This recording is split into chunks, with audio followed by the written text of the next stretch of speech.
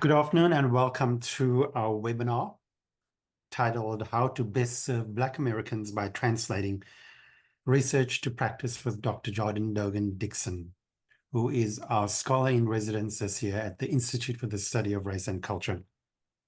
My name is Alex Peterson and I have the privilege of directing the Institute and working with wonderful emerging scholars. Before I turn it over to Jordan, I want to make a few quick comments, and I want to be quick. I want to give you as much time as possible, Jordan, to share your wisdom with us.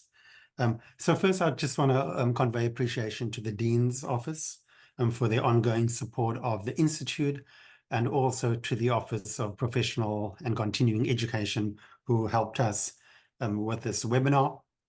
They fully recognize that I have limitations around technology. I'd also like to thank our interpreters. We have two interpreters working with us this afternoon, Christina Dixon and Cecilia Mahia. Thank you very much for your support. Thank you to Jasmine Muller-Siu, our coordinator, who unfortunately could not be with us today, but has been doing a lot of work behind the scenes. And we have to forgive her because she's off congratulating herself with her family on her recent graduation. And then thank you to Sherry Gordon, who will be managing our Q&A, and most importantly to Dr. Dogan-Dixon for sharing the time with us. The webinar is part of the Institute's Visiting Scholar Program. It's a program in which we invite emerging scholars to join us for a year of virtual residency, gives them a chance to contribute to our research, gives us a chance to support them with mentorship, gives them a chance to actually provide mentorship to a doctoral student. And so we are very excited. I'm sorry it's coming to the end, Jordan. Very excited to have had you with us this year. So as I said, our speaker this afternoon is Dr. Dogan-Dixon, who is this year's scholar in residence. Jordan is a licensed counseling psychologist who currently has an appointment at the Federal Correctional Facility in Yazoo City, Mississippi. Dr. Dogan-Dixon received a PhD from the University of Kentucky under the guidance and mentorship of Dr. Candace Hargens. Jordan's scholarship, very broadly, I will sum it up by saying that her scholarship really focuses on health and wellness as it applies to the Black American population. I have come to, beyond Jordan's impressive CV, I have come to know her as a wonderful human being who is consistently committed to the wellness, health and wellness of people who have been oppressed and continue to be oppressed in our country. So Jordan, without further ado, let me turn it over to you. Thank you very much for what you are going to share with us. And hopefully we'll have just a few minutes for perhaps one or two questions as we conclude. Okay. Thank you. Thank you so much, Alex. I appreciate that. Welcome, everybody.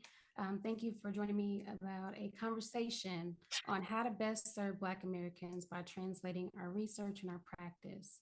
So without further ado, I'm going to share my slides. Can everyone see this? Yes. Perfect on our end. Perfect. Sounds good.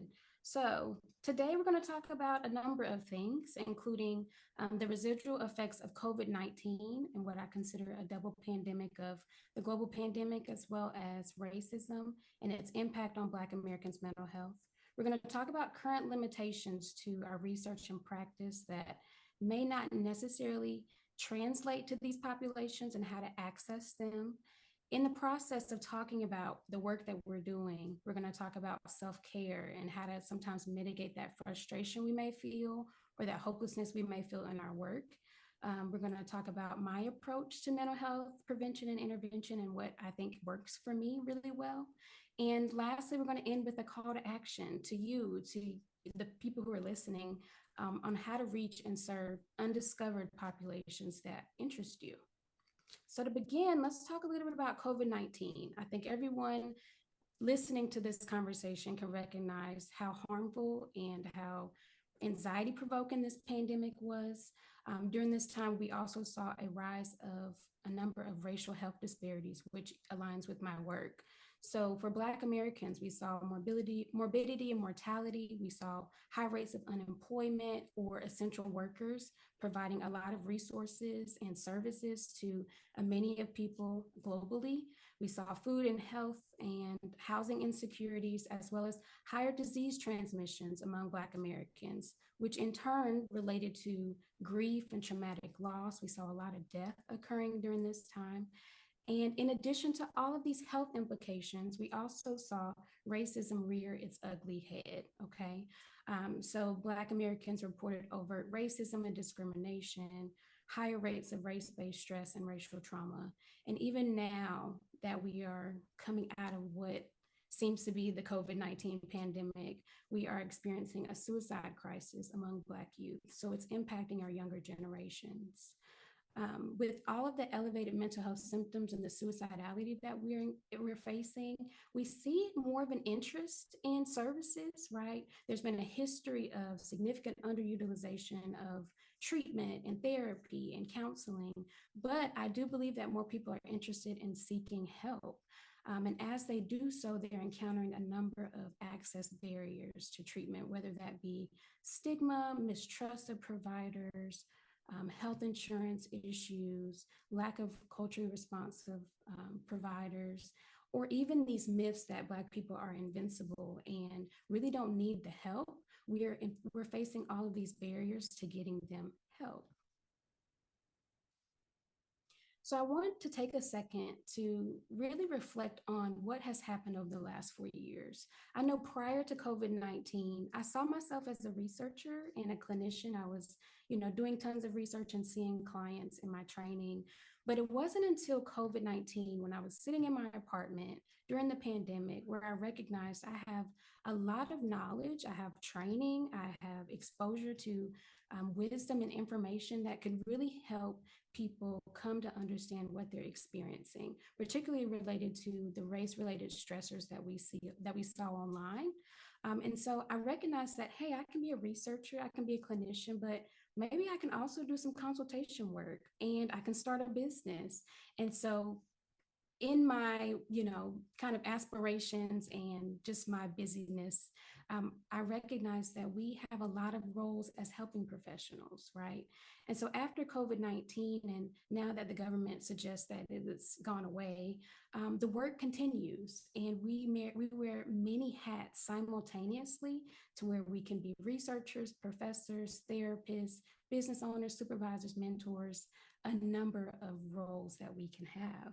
So with that being said, thinking about academia in our training, we tend to see our ways of helping Black Americans in three different pillars. The first being through research, the second being through clinical practice, right, seeing clients. And the last that's, I believe, is least emphasized is our service. And service is where we can also do a lot of great work. So that's where the focus on the second half of this conversation will be on. But first, I will start by talking about some of the lessons I've learned doing research and practice for helping Black Americans that I'd like to share. So with scholarly research in academia, if you look at the photo to the left, we see that academia is considered to be the ivory tower, right? So in this image, we see folks who have access to resources and education and who learn a lot, kind of sit at the top and look down on the people who may not have as much, may not have access to the resources, or may not have as much education. And so we really see that disconnect in some of our work. And the picture that you see to the lower right, that's one of the labs that I had the pleasure of being in, Dr. Hargon's lab, where we do a lot of research that I think benefits our work. But this is also where I learned the lesson of, if you want to go fast, go alone. But if you want to go far, go together, okay? And I'll explain a little bit more about how that's relevant to my experience. So some lessons that I've learned about doing scholarly research, conducting it with Black Americans. First, it's really important to recognize that there's diversity.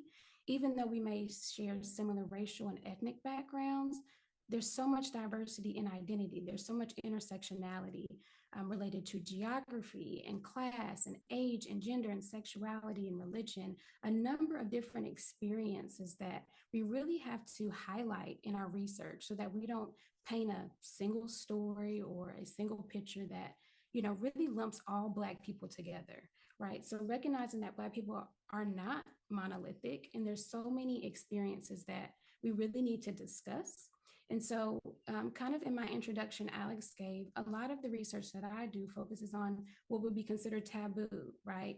Racism, sex, drug use, incarceration, really talking to people who are at the margins of our society and that society tends to shun away or not talk about due to shame, tends to be some of the research that I do. And I think it's important to have those conversations. And as we talk about some of these more taboo topics, one of the best ways to do that is to use, qualitative and mixed methods research. Now, this is no shade to anyone who's a quantitative researcher and who loves numbers. I definitely see the value in numbers. However, for me, it's also really important to learn about people's experiences, to tie that together with the numbers, to tell a full story and to paint a broader picture. So, in my training, I've definitely learned the value of doing interviews and focus groups and qualitative work, or even combining numbers with some of those qualitative methods to really hone in on what Black people are experiencing, so that we can give voice to them, right? Sometimes we have to see ourselves as people who they allow to be their voice. Some other things that I've learned in my research, I think it's important not only to provide implications for future research projects or for clinical practice, but policy implications. So for an example, my colleagues and I published a paper on Black women's sexual health. And in that paper, we were able to identify ways that we hope that medical providers can use to talk to Black women about their maybe sexual pain or their sexual pleasure, their reproductive health, in hopes that policymakers, hopefully, if they can get their hands on our research, can see that some of this work needs to be implemented in clinical practice and in policy so that we can start to see a reduction of the health disparities we see, particularly affecting Black American women, such as reproductive health issues, the Black maternal crisis, a lot of the things that we really don't talk about because sex is considered really taboo in our society. In addition to talking about the lessons that I've learned, because I value research and I see its importance, there's also limitations I feel like I have faced and encountered when really translating my research to Black Americans. The first being that there's a slow publishing process for academic literature and research. I have published papers in 3 months, and then I have published papers that have taken 4 years. So I always have the hope that whatever I wanted to study in that project is still relevant when I publish it. And thankfully it has been, but I recognize that there is a slow publishing process that really hinders our ability to talk about really pertinent issues and make them still relevant and accessible to people.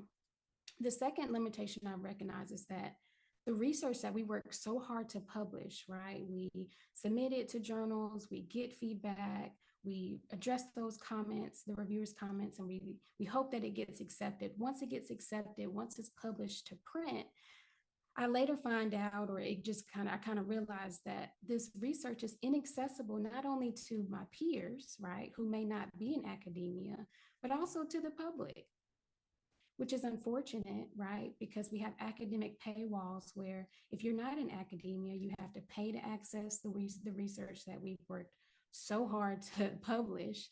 But also, some people may not, because of the paywalls, may not be able to read your papers. So there, on average, is about 10 people that may read one paper that you publish, which has some impact, but doesn't have a lot of impact in the grand scheme of things. So the inaccessibility is also a barrier. And I think also in academia related to research, it is considered the currency, right, for job promotion, tenure, job security, and income. So you try so hard and you work so hard to publish this paper that, quite frankly, a lot of people can't access to read and then understand. And then this is what is determined to you to get promotion and opportunity in your field. And so it's kind of like, you know, for me, it was really disheartening sometimes because it's a lot of work that goes into it, but it's not impacting the people that I'm hoping it will, and the people that I need to read my research, right? Or the people who I hope will read my research and glean something from it don't have access to it. And talking also about the second pillar of academia, which would be clinical practice. And I love this quote: mountains meet, but people do. Mountains never meet, excuse me, but people do. And this is really important because as helping professionals, particularly as psychologists, we are on the front lines of providing support and care and compassion to our clients who are really struggling just in the community and other clinical settings. And so I wanted to talk about how clinical practice can also be really helpful, but there are limitations. So it's a both and conversation that I hope that you appreciate. Some lessons that I've learned: it's important to really understand cultural values and implement them in our work. So when I say cultural values, I took a class, I don't know, many years ago. I would say maybe 4 years ago, and it was on Black psychology. And in that class, I learned about Afrocentrism. I learned about Black scholars who have been doing this work for decades that had I not taken this class, I probably wouldn't have had references to and couldn't read their work. But in their work, they talk about cultural values like spirituality, like movement, like seeing, like having a diurnal way of thinking, of both and thinking instead of either or thinking. Also, just this collectivism that Black people tend to espouse. Those are values that I try to bring into my clinical practice. So if I have a client who is feeling pretty restless and anxious, I might turn on a song and we just kind of shake it out, right? That movement really can help them kind of get out of their head and enter their body. And I didn't recognize the value of incorporating cultural norms and values into practice until I took this class. So, one, there's a point of the importance and the value of multiculturalism embedded in our training, but also embedded in the work that we do with clients. Some other things that I've recognized, I'm not going to hit every point because I want to be mindful of time, but some other things that I've recognized is that it's really important because of financial barriers to offer, if you can, sliding fee scales. So this could look like offering equitable fees based on clients' financial history, their family background, what access to resources they have. So I have actually seen where some clinicians will, charge, one client who has maybe more access to finances, financial resources, may charge them a little bit more than someone who may have a little bit less access to resources or in a lower socioeconomic status. And it's seen more as through an equitable lens of access.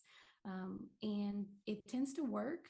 And I think also during COVID, we try to get really creative in getting sponsorships for therapy. So people who, like I said, have access to finances and financial resources and are willing to share will, at one point I had someone offer like, hey, I'll give you $1,000 and, this will pay for whoever needs therapy. Right. And so that will allow someone to maybe get, I don't know, 6 to 8 sessions that they don't have to pay for and worry about.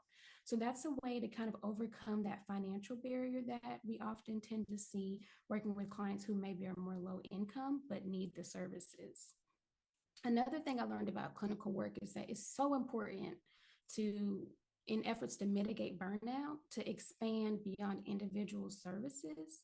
So this could look like, you having groups. This could look like you offering courses online.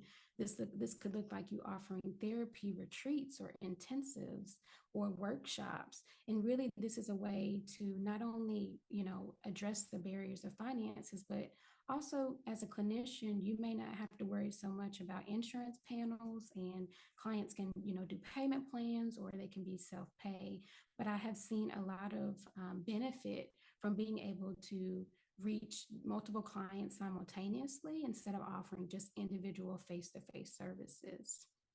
The last point of the last lesson I guess I will discuss is the value of occupying systems of oppression. And when I say that, you might be like, what? But it took me having to leave academia. I consider myself to be academia adjacent, meaning I'm still involved, I'm doing this position, and I have the opportunity to continue to publish and do research. But I also work in a correctional setting. And for a lot of people, we recognize that for Black Americans, that is a system of oppression. Black men and Black women are, and people of color in general, are disproportionately affected by the criminal justice system and are imprisoned at a disproportionate rate compared to their white counterparts. And it took me some time to recognize that if I'm doing research on people who are incarcerated, doesn't it make sense that I work in settings where they are? And so I had to have kind of like a come to Jesus moment to recognize that it's so important that if you're doing research on populations that you're interested in, go where they are. And so for Black Americans, we're disproportionately in the criminal justice system. We have a lot of concerns with healthcare, right? We have a lot of concerns in schools, the school to prison pipeline. We also have concerns with the government and just how policies and laws are not in our favor. So I think a way that we can really serve the Black Americans in these, these systems is to occupy them. And who better to provide the culturally responsive care that these clients need than us? Right. And so that really kind of was my motivation to working in a correctional setting. And I have seen the fruits of my labor working with Black and brown men and translating a lot of my research on them and substance use and racial trauma to working in this setting. So hopefully that they don't come back. So there's also some limitations to clinical practice. The first being that, as I mentioned, there's a heavy emphasis on individualized services and seeing individuals, which takes a lot of time and energy. And in essence, we're trading our time for money, and we can feel very underpaid, underappreciated, and burnt out. Because we too are navigating these barriers to getting clients who really need the services, particularly when I'm thinking of like Black youth who are experiencing suicidal ideation or who are, have multiple suicide attempts. They have to navigate these systems just like us. And so that can also lead to a lot of burnout. And so that's a limitation to clinical practice that I'm also seeing, in addition to the caseloads that we're having with really challenging clients, maybe, or the long wait list. We see that sometimes clinical practice doesn't also reach the masses as we would like them to. So I share with you a roadmap that I think could be really helpful in translating our research and our practice. I think research and practice are great steps, great first initial steps in our work of helping Black Americans. But I think we tend to forget an essential step of disseminating our work. Right.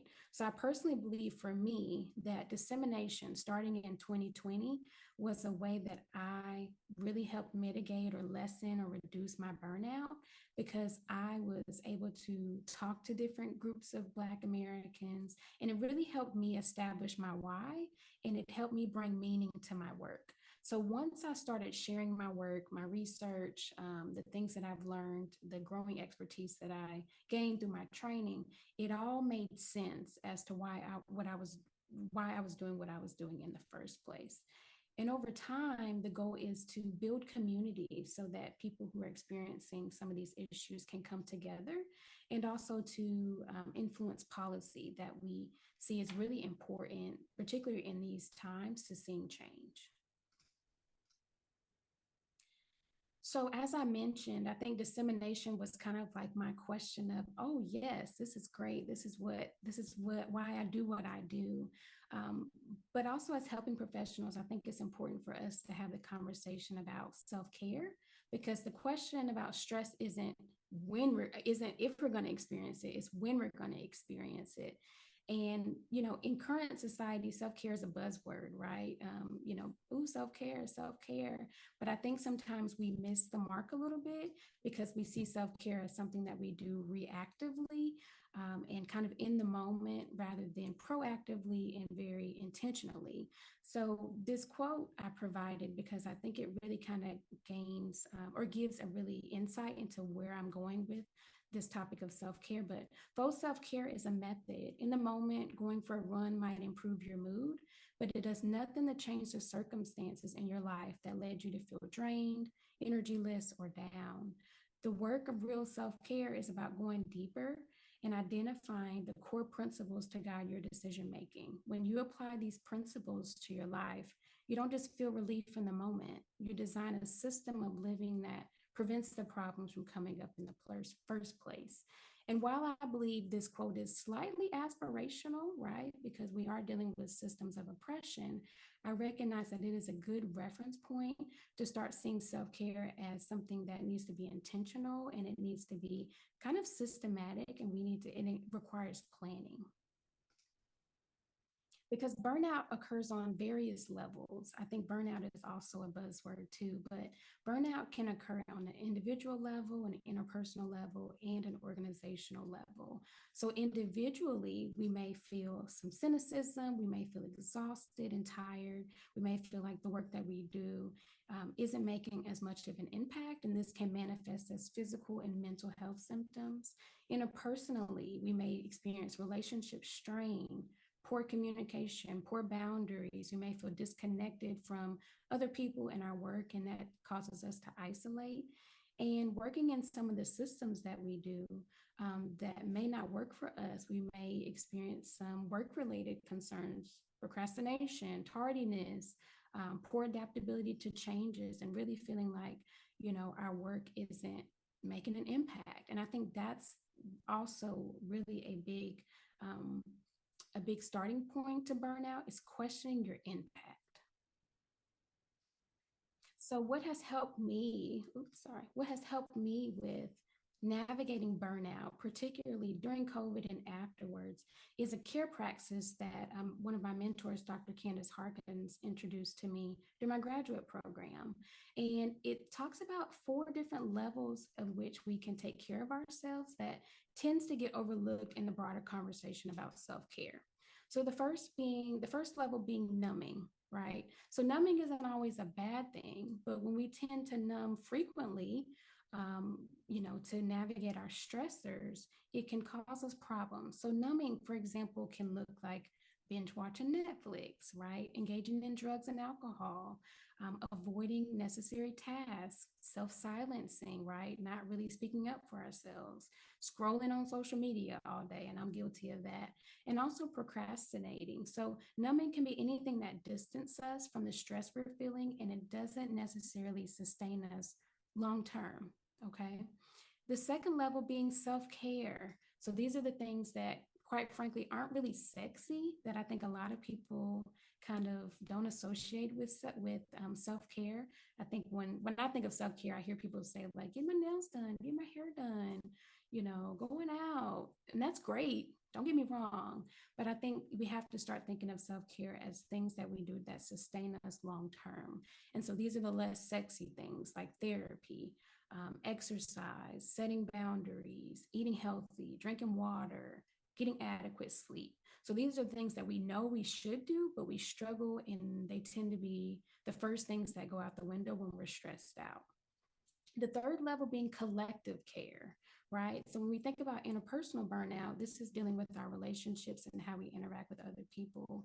And a way to navigate that is through collective care. So laughing with friends, traveling, having sex, spending quality time with our loved ones, you know, phone calls, video calls, FaceTime if there are distant relationships, volunteering in communities that, need support, sharing resources, all of those things are things that you can do with other people that refuel you, but also kind of strengthen the relationships that you have. And the last level being soul care, right? So these are the things that connect you to a higher purpose and a higher power. So this could be prayer, meditation, being in nature, right? Listening to really positive music, doing some art or consuming art, doing yoga, sound baths. And I also included playfulness on there because when I think of young children who are not stressed out like adults, hopefully, and they're just playing and living their best life, like that is actually really soul healing. And so I think being playful and taking life a little bit less serious can be a way that we heal ourselves. And so when you think about these different levels, I want you to consider what are some things that you're doing a lot of that may not be helping you, right? So consider the quality at which you're doing some of these things. If you're numbing, how present are you? Or if you are engaging in collective care, how intentional are you, right? So some people will say, okay, well, I'll do some collective care by going to dinner. But if you and whoever you go with is sitting on your phone the whole time, is it really collective care? Is it really intentional? Is it really refueling you, or are y'all just spending time together physically? And in addition to that, I want you to think about the frequency at which you're doing some of these things. Are you doing this as a daily practice? Are you doing this 2 or 3 times a week? Are you doing this randomly? Are you doing these things rarely? So this looking at this kind of praxis will let you know what you need more of, and also how you can really choose in the moment to give yourself and refuel yourself. As I mentioned earlier, disseminating my work has been a way that I felt really rejuvenated. And I think it's because of that collective care that I was able to get from just talking with people and seeing how meaningful learning about mental health and all of these things have been for them. So the last thing I'll talk about in the pillars of how we have been the messages we've received about how to help Black Americans is related to service.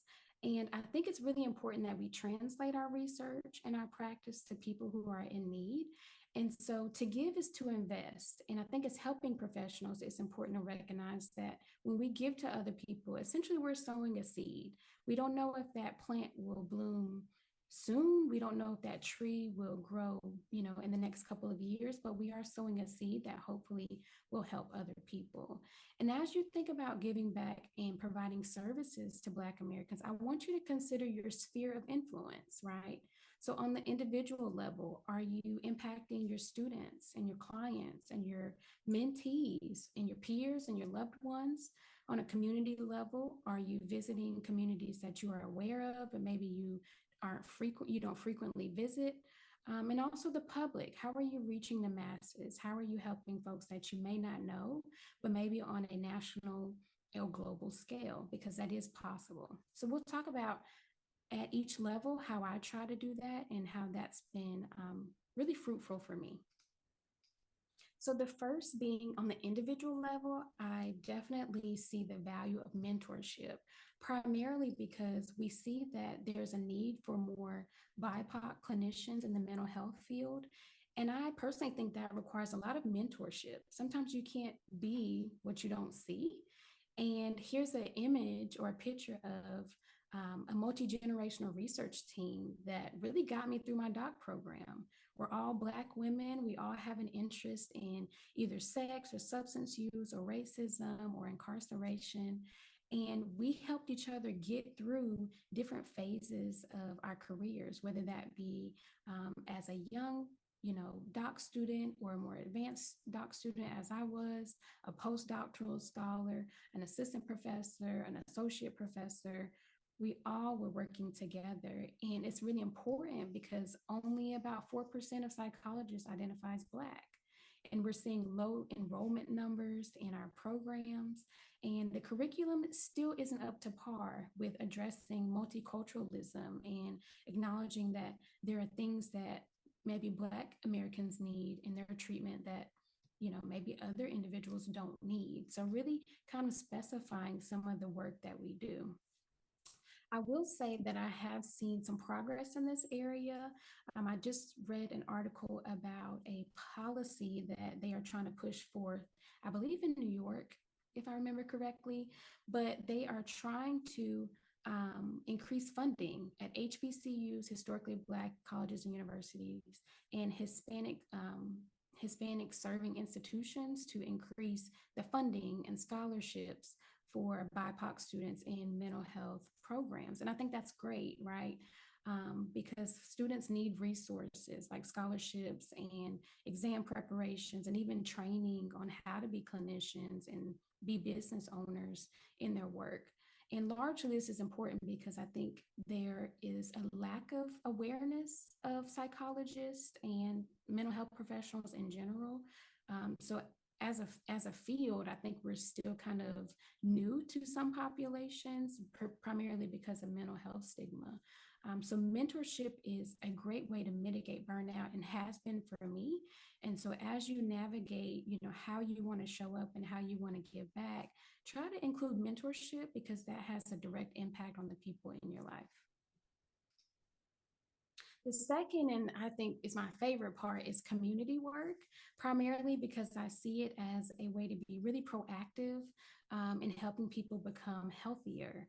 And in research and just kind of broader academic discussion, I think when we talk about Black Americans, some people refer to them as hard to reach. And I really struggle with that terminology because I think, if anything, they're available, right? But we have to come with the framework of we have to go to them instead of them coming to us. So they are populations that have yet to be discovered, but that we truly can access, but we have to do that with the help of cultural brokers and community stewards, people who are already in those communities and who we gain trust with. Um, as we do that, I think it's important to develop genuine relationships with these communities, right?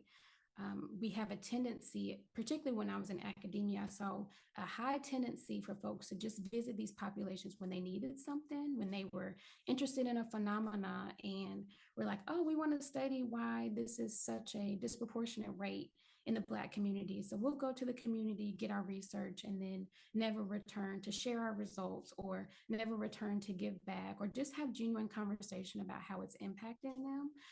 And I think as a culture, as Black Americans in general, we value genuineness and authenticity. And because of the mistrust that we have, we're really hyper vigilant to exploitation. And so it's kind of like, when you show up and, you have maybe not the best intentions, people can kind of sit that out and they're like, no, I'm not interested. And so I think it's important as helping professionals that we no longer sit back and say, hey, come to me and tell me your story so I can do research or I can learn more about it. I think it's important, and the onus and responsibility is on us to go to them. And so this could look like going to churches, community centers, neighborhoods, barbershops, hair salons, restaurants, popular cultural events where Black Americans are. And it's going to take going more than one time, and it's going to take building relationship. But I provided examples of how I try to do that. When I was living in Kentucky, Dr. Hargans and I did a presentation on married Black women's sexual health in a church. And it was a really great conversation. Although I wasn't married at the time, I learned a lot from them, and that was really helpful for me. The top right picture, Dr. Edu Botang and I, now when we're in Mississippi, did a presentation on Black mental health and complicated grief to pastors at local churches. So that was really helpful just to talk about the connections between the two and also relay that information to leaders in churches. And the last picture I provided was just recently, I was in a teen conference for Black teens in churches locally in Mississippi. And I was the oldest person on the panel. Everyone else were high school graduates going to college or were currently in college, but I was providing like the mental health perspective of identity and development. And it was really helpful because trust me, the teenagers are talking about things that, and when I was their age, I had no idea of, right? So they're going through things. And had I not been there to kind of share my perspective and learn from them, I think that would have been a missed opportunity. So ultimately, the goal when you're doing community work and how to kind of translate your research in the communities is to try different avenues of outreach and volunteering, doing workshops, going to events such as conferences and classes and doing webinars and trainings. I think that we have a lot of knowledge that we can get creative with and expand to reach these populations. Okay. In addition to thinking about the different levels or the sphere of influence that we have, not only can we reach individuals that we are connected to, and also on a community level, I think the public needs a lot of the information. So one of my goals has been to increase representation of Black mental health professionals and just kind of increase our invisibility as a whole. And the ways that I think we can do that is through professional websites, social networks like Twitter or Twitter X and Instagram and YouTube, and get op-eds and give our advice in columns and do multimedia presentations and even policy briefs.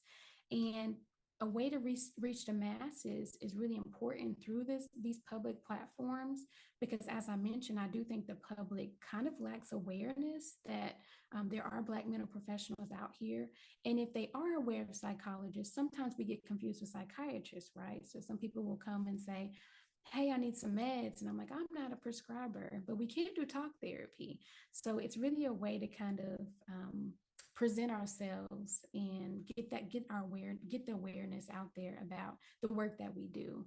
I also think that social media is important because, believe it or not, the media is a way that we can change or at least shift culture that's constantly changing and adapting.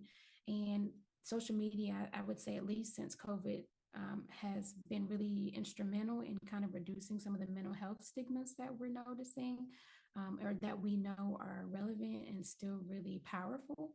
And so I provided just a screenshot of my Instagram page where I started during COVID. I have not been consistent with, primarily because I try to stay off social media given my profession and working in a correctional setting.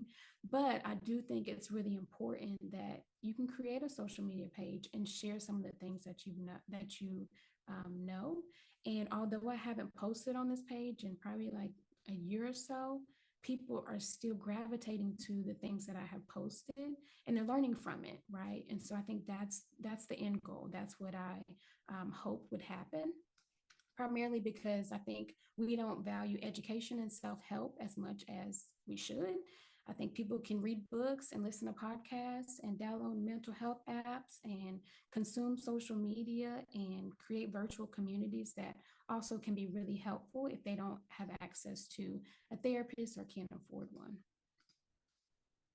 So in summary, I think it's really important that you translate your science to communities in need, and you use the services proactively to try to prevent some of the mental health problems and crises that we see, or at least try to intervene if we can. And although academia may not value service as much as it does research or even practice, accepting that service right now may not be linked to opportunities and promotions. I think in the future it will be, primarily because we are bringing attention to the fact that we are translating this work. We are making a difference. And as we are striving to make a difference and reach communities and share our work, self-care is paramount, right? And developing a robust self-care praxis can help us to mitigate burnout on those multiple levels that we discussed. And the best way, I think, to serve Black Americans is to give them the creative view. Creativity at this point is needed because the traditional ways of research and practice when working with Black Americans isn't really improving their situation, right? And so getting the information out there, I think, is a great way to serve them. So my call to action to you is to pick an opportunity of how you can translate your work.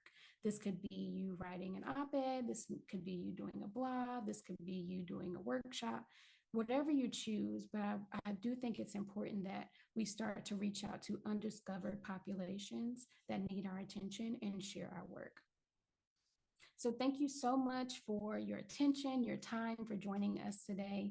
I do think we have a little bit of time for Q&A if there are any. But if you want to ever reach out to me, here's my contact information. I do have a website. It has not been updated. I'm working on that. Or you can email me. My information is provided here. And you can follow my social media. And I'm currently located in Mississippi. So if you ever want to connect or you're visiting, you can reach out and hopefully we can join each other. So thank you so much. And I guess I will turn it over to Cherie if we have any questions.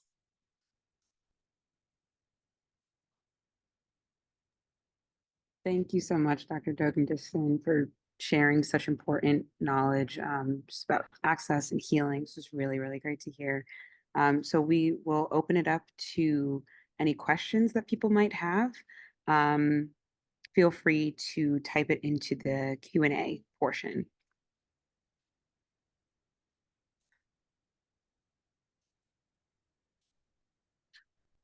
So a quick question for you first. Someone is, first of all, thanking you so much for this presentation and wondering if this PowerPoint will be sent out to attendees. I believe so.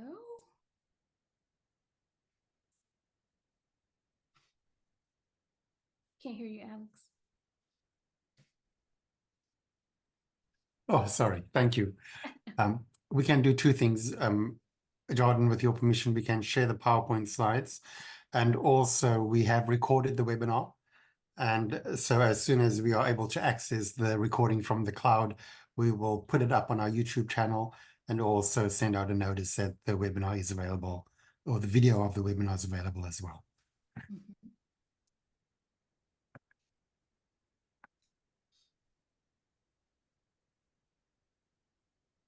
And Clayton asks, will there be more webinars in the future?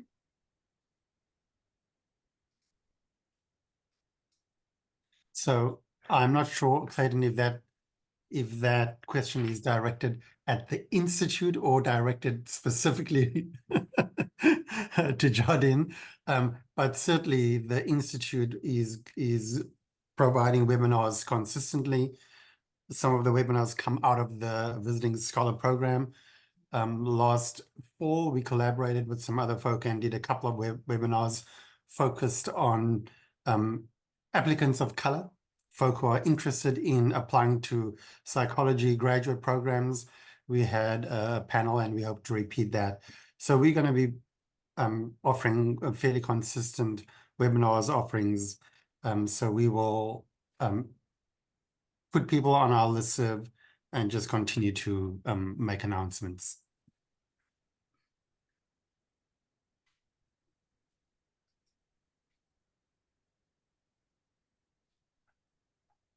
And Claude asks, any guidance on how to not get caught up on the glitz and glamour of academia and focus on research and practice that can be beneficial for marginalized groups? Mm. I love this question, Claude. How to not get caught up in the glitz and glamour of academia, I think, is really related to what we tend to learn. Hopefully, we have learned in our training about cultural humility and just recognizing that we have populations that we need to serve. And if we stay in academia, sometimes we can kind of sit in that ivory tower and get comfortable. And we stop at that first step of the roadmap that I showed, where we just do our research and that's it. But I think also if we continue to see dissemination as kind of an essential part of the research process, right? That we can't forego, we can't overlook, and we just make it an automatic step in our work, then I think that's a way that we can stay humble. Because if one thing that's been really helpful for me when I do community work is I learn from the people that I'm talking to. Trust and believe, those teenagers taught me so much that I just was like, whoa. So I think that comes with some humility of recognizing that although we are seen as experts and we have PhDs or, advanced degrees, we still can learn from the people that we are trying to help. So I hope that answers your question. I think it comes down to just being culturally humble, but also getting out of academia. Now that I'm out of academia and I'm still academia adjacent, but now that I work in a correctional setting, The adults in custody, they humble me every day because I can say, yeah, I've published a paper on, why Black men use cocaine. And they're looking at me like, Doc, I don't care. Like, how's that going to help me? And I'm like, you're right. It might not. Yeah. But we can talk about interventions that I've studied that may help, right? So I think translating it and seeing the people that you're helping as people that you can learn from is a way to not get caught up in the glitz and glamour. So I hope that answered your question.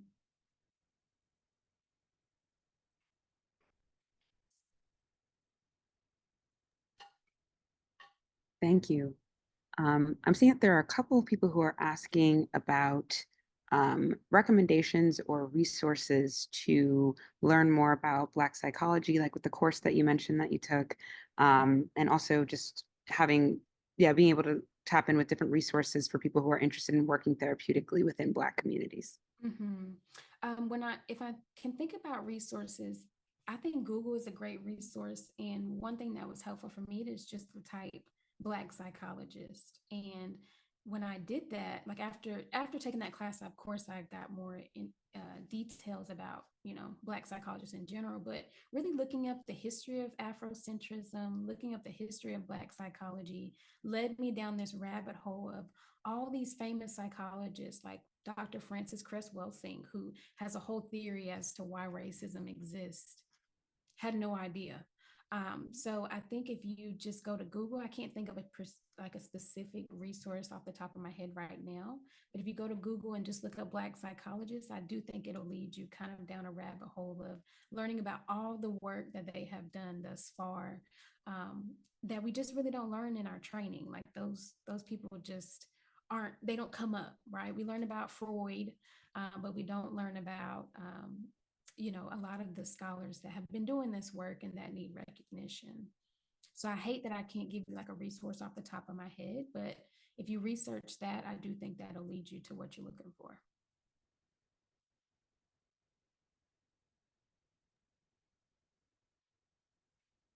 One of the attendees is noting how disability in Black communities is a taboo topic as well.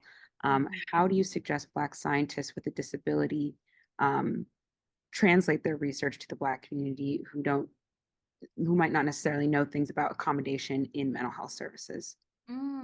I love this question. Disability is definitely a taboo topic, and there's so much stigma and shame associated with it. So I really appreciate this question. I think I'm going to go back to it. I think disseminating your work is so pivotal to getting people to understand the resources that are available, and that comes with visibility. So for an example, I just taught a multicultural counseling class, and I know about accessibility services, but it wasn't until I had a student do her research or do her project, her cultural immersion project on disability in the Black community, that I recognized that, hey, anyone can go to student accessibility services and receive support, but that required her to actually seek it out. And so I think as scientists, it's important that if you're going to do research on that topic, definitely do it, but share it. See if you can get policymakers on board, see if you can get your colleagues to share some of your work. Try to do workshops on it.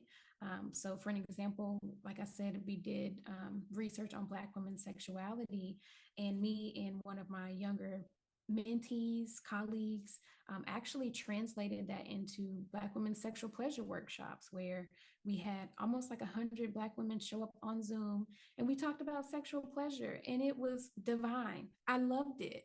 But that required me to kind of put myself out there. That required me to start a social media page, share what we were doing. It was kind of intricate, but it was wonderful. And so I can definitely see you doing like a disability series and talking about Black disability. So you got to get creative, but I guess I'm a visionary and I can see you going and doing great things with that topic. So I hope you do. Hopefully that's encouraging.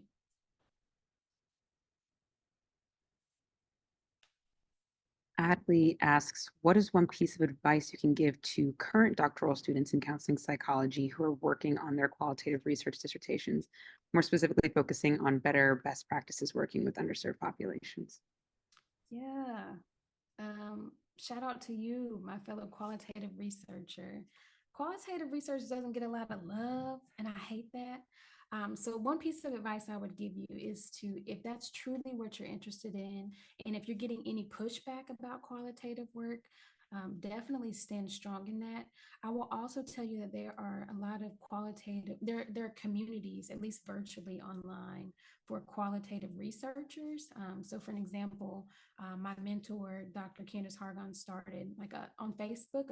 It's called a Big Qual. It's a Facebook group filled with qualitative researchers across pretty much, I think, across the country. We have people from Canada and things like that would come in and ask questions and would share resources about qualitative research. And so I would say to get in community with people who also do qualitative research, because that's really going to help you become more knowledgeable about it. If you have questions, you're going to have someone to go to. And sometimes if you get pushback regarding your methodology, or people kind of see it as being less relevant or less necessary, you have the resources in the community to support you in saying this is important and their voices and experiences need to be shared. So that would be my advice, is to have community and become as well versed in qualitative research and the many methodologies of qualitative research as you can.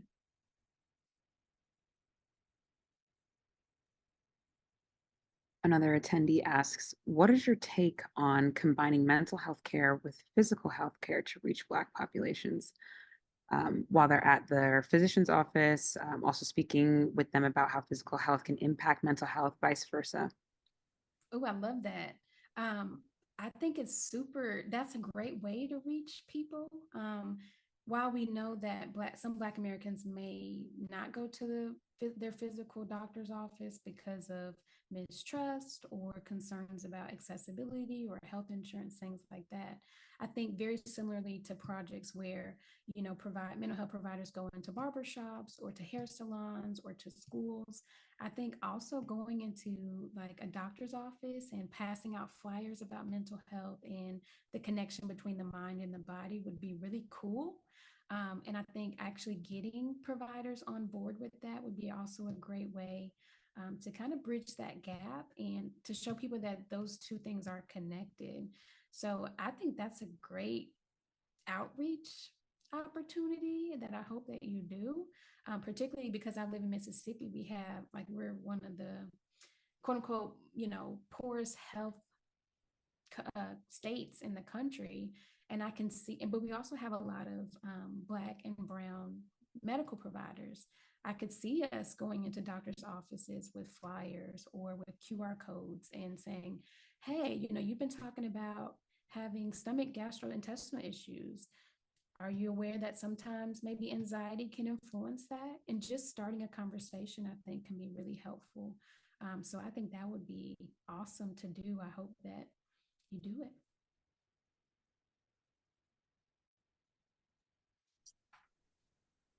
Sherry, I think we are coming to the end of our allotted time together. For any folk that we did not get to the questions, we apologize. But just to emphasize Dr. Dogan-Dixon's availability, I'm sure that you'd be happy to respond to folk if they reach out to you. Absolutely. So, Jordan, I want to thank you so much for sharing your insights, your wisdom, your passion for this work. As I was sitting and listening to your comments, I found myself thinking, I need to go back and revisit your webinar, because there are lots of important points that came up that, deserve more thought. So I'm looking forward to doing that. Appreciate so much your time, what you do, who you are. Thank you everyone for joining us this afternoon. Please feel free to look out for upcoming opportunities that the Institute will provide. And please continue to join us in our collective effort to make the world a better place for folk who continue to experience oppression. across many domains. So Jordan, thank you very much, and goodbye. Thank you.